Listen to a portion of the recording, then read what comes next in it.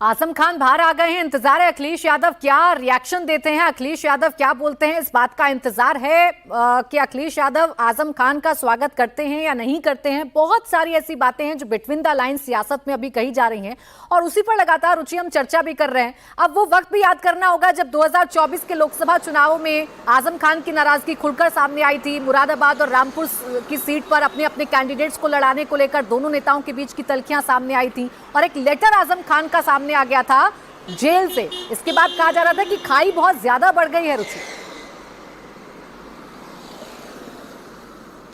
बिल्कुल, क्योंकि जब आप सिर्फ रामपुर नहीं, उस इलाके में जितनी सीट्स हैं वहाँ पर टिकट जो है आजम खान देते थे। मुलायम सिंह यादव तो इस तरह से बहुत सारे नेताओं को कुछ टिकट्स दे देते थे कि तुम अपने इलाके में बांटो। तो आजम खान तो पूरा इलाका ही तय करते थे किसको टिकट मिलेगा, कहाँ से मिलेगा। लेकिन जैसा आपने देखा कि चुनाव में ऐसा नहीं हुआ। लोकसभा चुनाव में भी हमने देखा कि आजम खान की मर्जी का टिकट वहाँ पे नहीं बटा और जब अखिलेश यादव ने अपना कैंडिडेट उतारा तो उनको समर्थन नहीं था आजम खान का।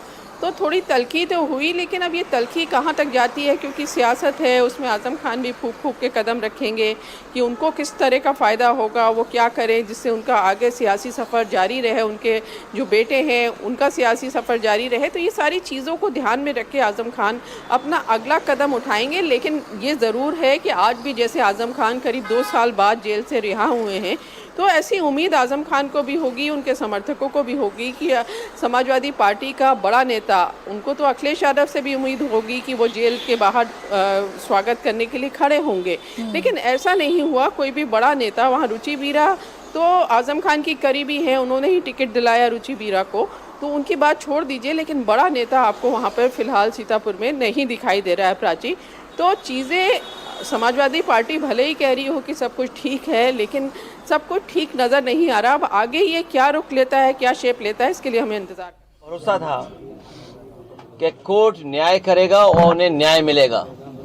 हमें उम्मीद है कि आने वाले समय में एक भी झूठा मुकदमा या इस तरह का सरकार जो लगातार भारतीय जनता पार्टी की और वहां का विधायक, खासकर जो रामपुर का विधायक, वो भारतीय जनता पार्टी के लोग मिलकर के और एक ऐसा अधिकारी जिसको एक्सटेंशन पे एक्सटेंशन पे एक्सटेंशन पे एक्सटेंशन पे एक्सटेंशन कम बोला है मैंने, लगातार मिला है, वो अन्याय नहीं करेंगे। हमारे समाजवादियों के लिए खुशी का समय है कि जहां पर वो आज जेल से रिहा हुए हैं। वो सर, ये कुछ चंडू खाने की खबरें चल रही थी कि आजम खान साहब बसपा के नेताओं से संपर्क। देखिए, आदरणीय आजम खान साहब समाजवादी पार्टी और समाजवादी पार्टी के संस्थापक नेताजी और हम लोगों के साथ और भारतीय जनता पार्टी का मुकाबला करने पर आज से नहीं, न जाने कब से सबसे बड़ी भूमिका उनकी और समाजवादियों की। और आज तो इतना खुशी का ये भी समय है कि जब आज मैं इन लोगों से मिलना हूं, जहां एक पुरानी जगह पहुंचे, वहीं पर उन्हें भी आज ही न्याय मिला है।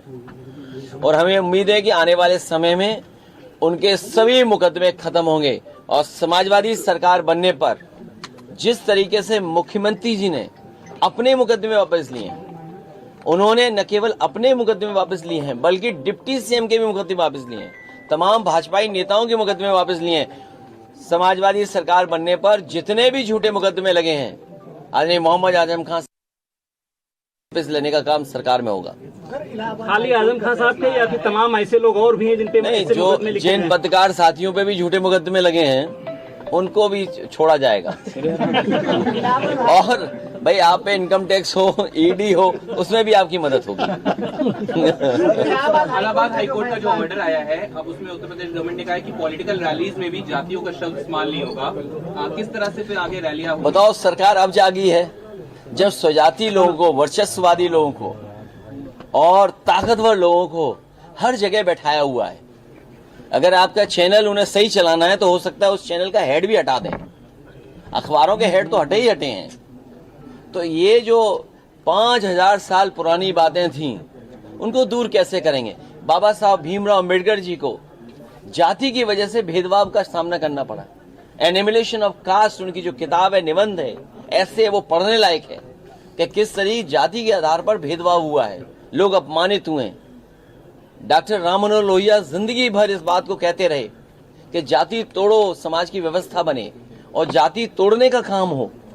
नेताजी लगातार इस बात को करते रहे, संघर्ष करते रहे, हम सब लोग जोड़ते रहे। कभी बहुजन समाज के नाम पर हम सब लोग जुड़े एक साथ, और आज भारतीय जनता पार्टी पीडीए से घबरा करके, हालांकि वो हाई कोर्ट का फैसला है, लेकिन मैं ये मानता हूं हमारा पहला इमोशनल भावनात्मक रिश्ता अगर कोई है तो वो जाति है, वो कोई डिनाई नहीं कर सकता है।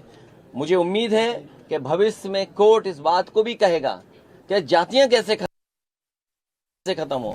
कोई हमें जाति के आधार पर हमारा घर मकान न धुलवाए, कोई जाति के आधार पर प्रतिमा न धुलवाए, कोई जाति के आधार पर अगर मैं मंदिर चला जाऊं तो मंदिर गंगा जल से न धोए।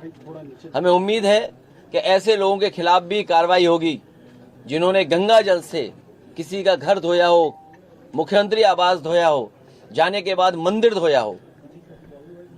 सर, मध्य प्रदेश में 2 दिवसीय आप लोगों का प्रशिक्षण कार्यक्रम। ए तुम कहाँ भाग गए मध्य प्रदेश? छोड़िए मध्य प्रदेश। अगर तुम्हें अच्छे कुर्ते पजामे, और तुम तो मैं समझता हूँ शेरवानी भी पहनते हो, अगर शेरवानी है तो यूनिक टेलर के पास आइए। ये पूरी बिल्डिंग सरकारी खाली करके तो अखिलेश यादव की पहली प्रतिक्रिया सामने आ गई। अखिलेश यादव ने कहा झूठे मुकदमे लगाए गए थे आजम खान पर, अब उन्हें न्याय मिलेगा, और जब हमारी सरकार आएगी, यानी समाजवादी पार्टी की सरकार आएगी 2027 में, तो आजम खान के सारे मुकदमों को वापस ले लिया जाएगा। जब उनसे पूछा गया कि आजम खान बसपा जाने की अटकलें लगाई जा रही हैं, तो उन्होंने कहा कि आजम खान संस्थापक सदस्य रहे हैं समाजवादी पार्टी के, तो इसलिए समाजवादी पार्टी से वो नाता तोड़े ऐसा लगता नहीं है। तो ये अखिलेश यादव की तरफ से कहा गया है। अब रुचि देखना ये भी दिलचस्प होगा कि अखिलेश यादव ये कह तो रहे हैं कि हमारे रिश्ते बड़े पक्के हैं, रिश्ते बड़े मजबूत हैं, लेकिन यही अखिलेश यादव आजम खान से मुलाकात कब करते हैं? क्या वो रामपुर आएंगे या आजम खान को लखनऊ मुलाकात करने के लिए जाना पड़ेगा? जी बिल्कुल, इसका इंतज़ार तो आज़म खान को, उनके पूरे परिवार को, उनके समर्थकों को होगा। लेकिन अगर आपने जैसा अभी अखिलेश यादव का बयान सुना, तो वो हमेशा यही कहते हैं कि नहीं हमारे रिश्ते हैं, वो संस्थापक सदस्य रहे समाजवादी पार्टी के, तो उनका जो योगदान है पार्टी के लिए उसको भूला नहीं जा सकता। लेकिन जो वो कहते हैं वो दिखना भी चाहिए।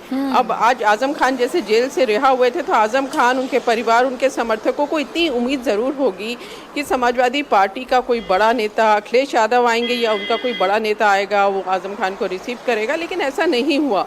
तो इसलिए बहुत तरह के सवाल उठते हैं। लेकिन पार्टी के अंदर अगर आप बात करेंगे, ऑफ रिकॉर्ड भी हमने बहुत लोगों से बात की, तो पूरी तरह से वो कॉन्फिडेंट हैं कि आज़म खान कहीं नहीं जा रहे, वो समाजवादी पार्टी में ही रहेंगे। लेकिन अब आगे क्या होता है, जैसा मैंने पहले कहा, इसका तो इंतजार करना पड़ेगा। बिल्कुल, लेकिन सवाल तो लेकिन है, और समर्थकों को भी ये जरूर खटकेगा कि आजम खान 23 महीने बाद जेल से रिहा हो रहे हैं। वो आजम खान जिनके लिए अखिलेश यादव कहते हैं, पूरी समाजवादी पार्टी कहती है कि योगी सरकार ने उन पर झूठे मुकदमे लगाए, उन्हें जानबूझकर फंसाया गया। तो जब इतने लंबे वक्त के बाद वो जेल से रिहा हुए हैं, तो कोई भी बड़ा नेता, कोई भी कद्दावर नेता उनको रिसीव करने के लिए क्यों नहीं पहुंचा?